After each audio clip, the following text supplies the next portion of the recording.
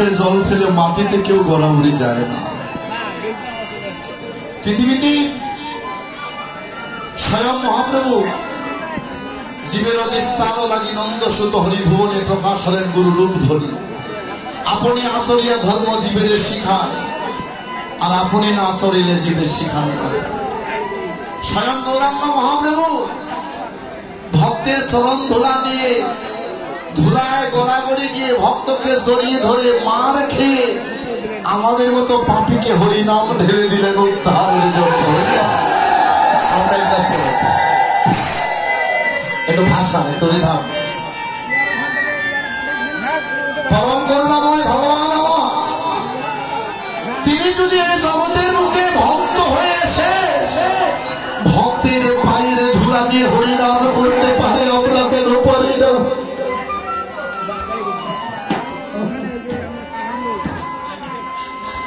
মহাপ্রভু আমার জগতের কল্যাণের জন্য, আর যদি মহাপ্রভু না হতেন বাবা আমরা কেউ হরিনাম পেতাম না। যে নাম শুনলে এই জগতের মুখে শত শত লক্ষ লক্ষ পাপী পাপ থেকে উদ্ধার পেয়ে যায়, সেই নাম। একবার কৃষ্ণ নামে যত পাপ করে, জীবের সাধ্য নাই তত পাপ করে, নিজেকে আত্মসমর্পণ করে দুটি বাহু তুলে একবার যদি হরি বলা যায়, আমার জীবের সাধ্য নাই জগতে আর পাপ করিতে পারে।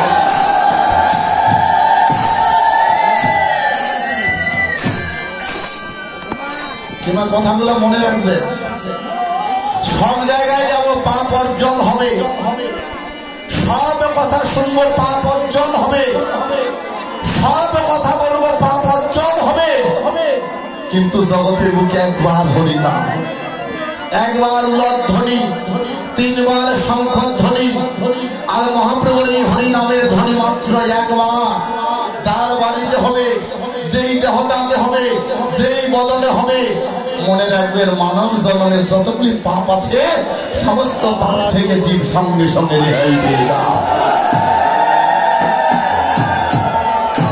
তবু এই নাম শোনার সময় আমরা দিতে পারি না। ওরে ভাগ্যবান, আজ হরিবাসরের দ্বিতীয় দিন চলছে, এই রাত গত হলে আগামীকাল সকাল হলে নাম যজ্ঞ সমাপ্ত হয়ে যাবে বাবা, এই বৃন্দাবন শেষ হয়ে যাবে। পারলাম না এত সুন্দর স্বামীর বৃন্দাবন গঠন করে মানব দেহটা বৈষ্ণবের চরণ ধুলায় ঘষে মেনে পরিষ্কার করে নিতে পারলাম না। ওরে জীবে রে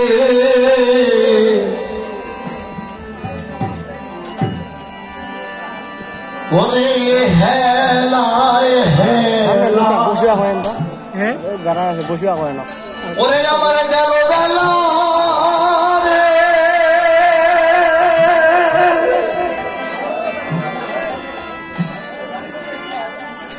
ওরে ওরে কৃষ্ণ নাহি চিনি,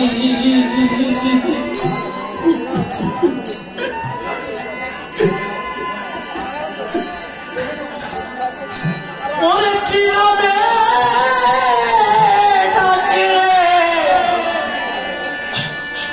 ডাকিলে পাব,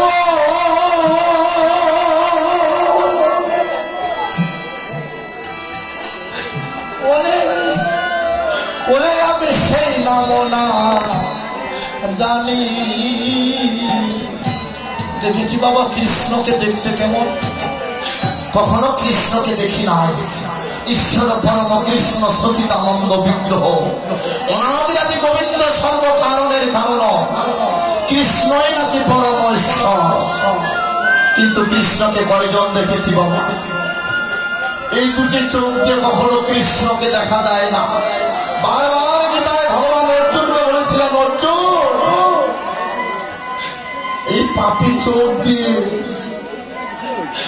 এই পাপী কর্ম চোখ দিয়ে কখনো কৃষ্ণকে দেখা যায় না। ভগবানকে দেখতে হলে দুটো চোখ নয়, একটা চোখের প্রয়োজন। যে চোখটার নাম জ্ঞান চোখ, যে চোখটার নাম দিব্য চোখ, যে চোখটা পাওয়া যায় আমার গুরুদেবের কৃপায়। গুরু যদি আমার মানব দেহে কৃপা করে বীজ দেয়, আর ওই বীজ যদি যদি আমি মানব দেহটাতে ফসল ফলাতে পারি, তবেই তো জ্ঞান নয়ন যে আমরা ভগবানকে দর্শন করিতে পারি।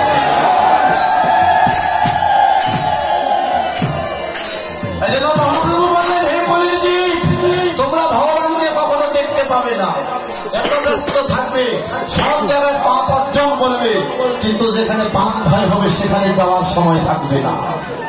কোথায় পাপ ভয় হয় বাবা? মানব দেহে ওষুধ বেশি হলে বাজারে ওষুধ কিনে খাবেন, ভালো হয়ে যাবেন, কিন্তু কারো দেহে যখন পাপ থাকে, পাপ ভালো করার ওষুধ বাজারে কিনে পাওয়া যায়? একমাত্র হরিনাম, একমাত্র হরিনাম। হরিনাম সংকীর্তনের মহাপাতক নাশন। হরিনাম সংকীর্তনে মানবের মহা মহা পাপ থেকে মানবের রেহাই পেয়ে যায়।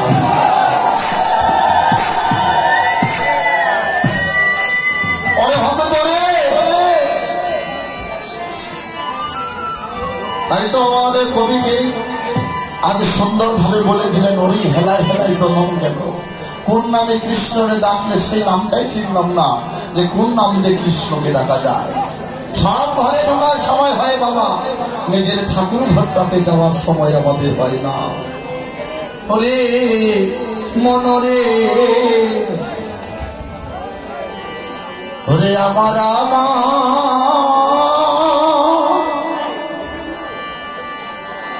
বছরে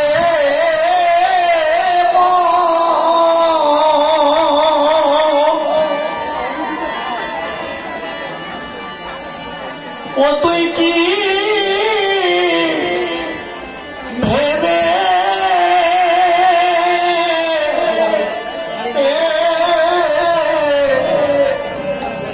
ওরে শেষের দিনে ওই দেশের সাথী তো সেদিন আর কি হবে?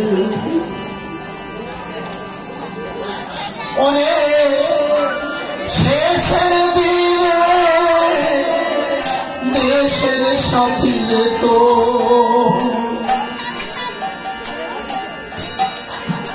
আর কি হবে? একটু চরণ ধোলা নেন মা, একজন আরেকজনের সাথে আলিঙ্গন করে একটু চরণ ধোলা নেন। পৃথিবী থেকে যেদিন বিদায় নিয়ে যাবেন সেদিন টাকা পয়সা সঙ্গে যাবে না মা। এই বৃন্দাবনে সে এক ফোঁটা চরণ ধোলা কপালে লাগিয়েছেন, যেদিন জীবনের বেলা ডুবে যাবে, সেদিন বৈতরণী পার ভাটায় গিয়ে দাঁড়িয়ে থাকবেন, এই ভক্তের চরণ ধুলাটাই আপনার পারের কড়ি হয়ে সাক্ষী দিবে ভগবান। জগতে সব ধুলা ভাববেন, সবার ডিটারজেন্ট দিয়ে পরিষ্কার হয়ে যাবে বাবা, কিন্তু কোন হরিবাসরের ধুলা, কোন কৃষ্ণ ভক্তের ধুলা যদি কারো কপালে কারো দেহে লেগে যায়, এটা সাবান ডিটারজেন্ট দিয়ে পরিষ্কার হয় না। এটা এই জগতে নয়, সেই পরের জগতে আমাদের পারের কড়ি হয়ে সেদিন পার।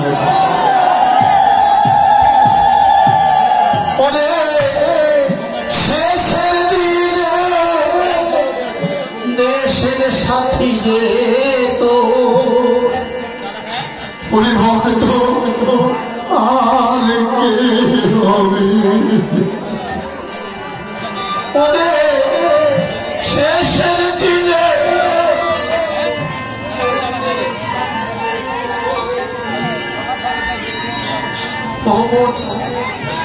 আর কে হবে?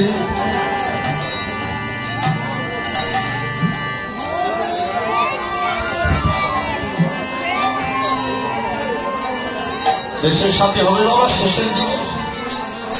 মরার পরে সবাইকে একটা নদী পার হতে হবে, ওই নদীটার নাম বৈতরণী নদী। শিবের চোখের জল থেকে বৈতরণী নদীর সৃষ্টি।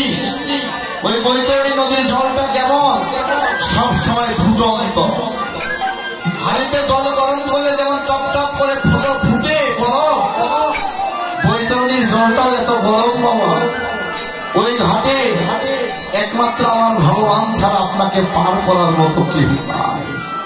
এই জগতের বুকে যাদের জন্য সারা জীবন শেষ করে দিলাম, তারা কেউ আমায় পার করে দেয়, একমাত্র গোবিন্দ হইলে আমার কৃষ্ণ।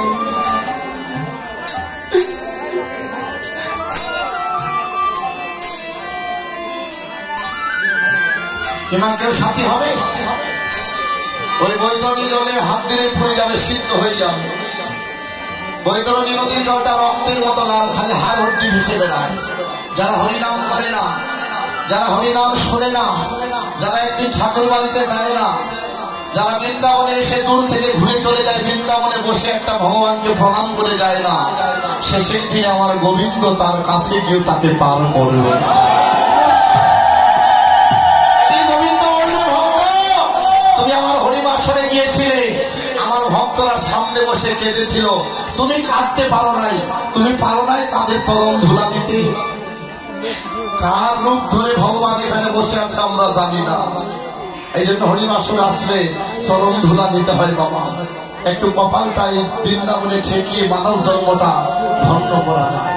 শেষে তো আমাদের সঙ্গে কিছুই যাবে না, শেষের দিনে দেশের সাথী এমন তোমার কেউ হবে না। ওরে শেষের দিনে দেশের সাথী রে তো, ওরে মন আর কি হবে। ওরে শেষের দিনে দেশের সাথী রে তো, আর কি হবে।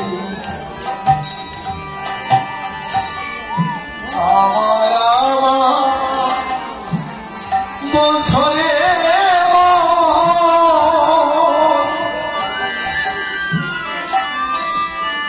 ও তুই কি ভেবে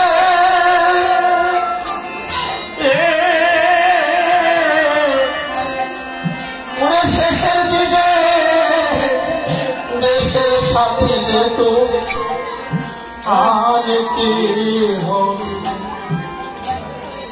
সেদিন কিছু সঙ্গে যাবে ভাই, যাবে না বাবা সঙ্গে।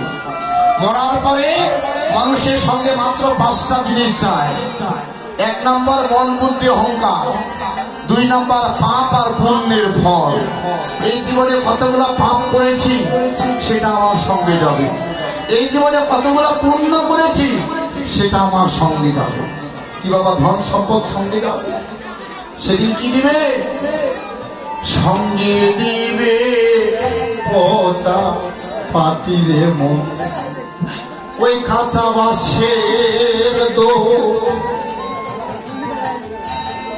ওরে সারা জীবন খেতে খেতে করলি এইগুলি সম্ভব, সঙ্গে দিবে পচা পাতিরে মন, কাঁচা বাঁশের দো।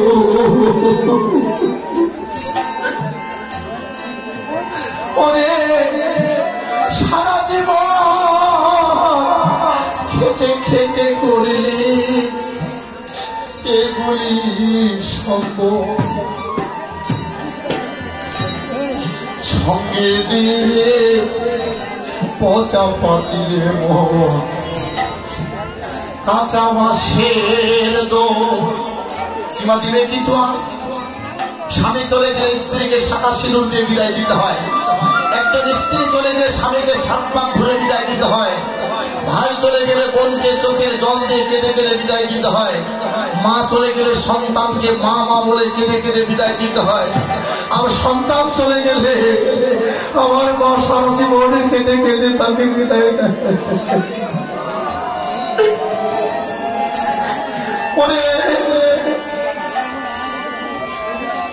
সেদিন কিছুই যাবেন আমার সঙ্গে। এখানে এসে একটা প্রণাম করেছেন, এটাই আপনার শেষের দিনের সঙ্গে সাথে।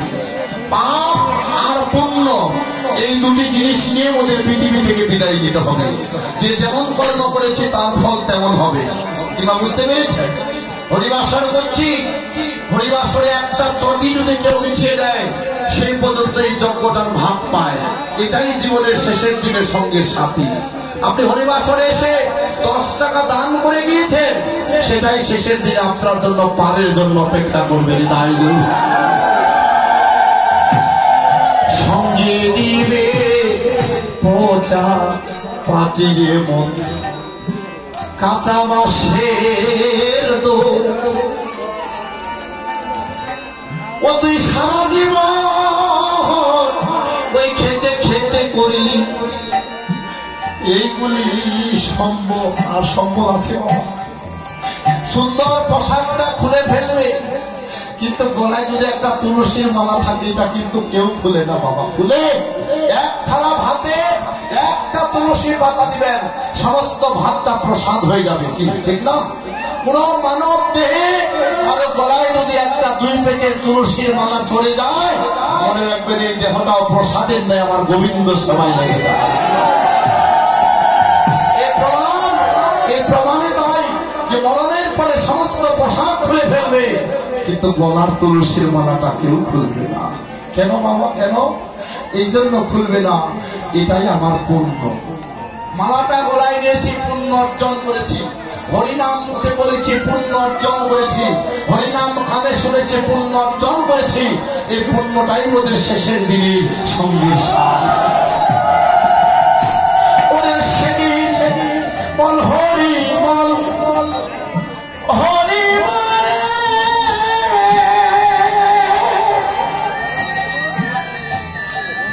ওরে তোরে নিয়ে যাবে ওরে সবাই কান্দে কান্দে বলে রে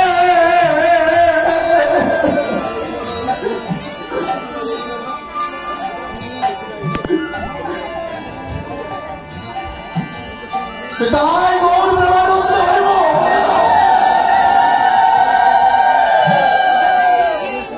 মানুষের বিদায় দুইটা হয় বাবা যেদিন মারা যায় সেদিন তার দেহটা বিদায় দেয় কাঁচা মাসের পালকিতে আর যেদিন শ্রাদ্ধ হবে 13তম দিনে যদি মঙ্গল দিয়ে আরেকবার তার বিদেয়ী আত্মাটাকে বিদায় দেয় জগতের মুখে দেখবে শুধু চোখের জল ছাড়া আর কেউ কিছু দিতে পারে না বিদায় নিয়ে চলে যায় এই যে বসে আপনি কীর্তন শুনছেন বাবা আপনার পিছনে আপনার ছায়াটাও শুনছে কি শুনছে না চিত্র আর গুপ্ত যমরাজের 2 জন দূত আমাদের পিছনে পিছনে বেড়াচ্ছে আমরা জীবনে কি কি করি সব তারা ছবি করে রেখে চিত্র মানে ছবি গুপ্ত মানে হচ্ছে গোপন গোপন ভাবে ছবি তোলা আপনি কাউকে আঘাত করবেন তারও একটা ছায়া পড়ে আপনি ঠাকুর বাড়ি থেকে হাতে প্রদীপ নিয়ে 7টা পাক ঘুরাচ্ছেন ওই ছায়াটাও ঘুরাচ্ছে যেদিন জীবনের বেলা ডুবে যাবে বাবা আমি যেদিন থাকবো না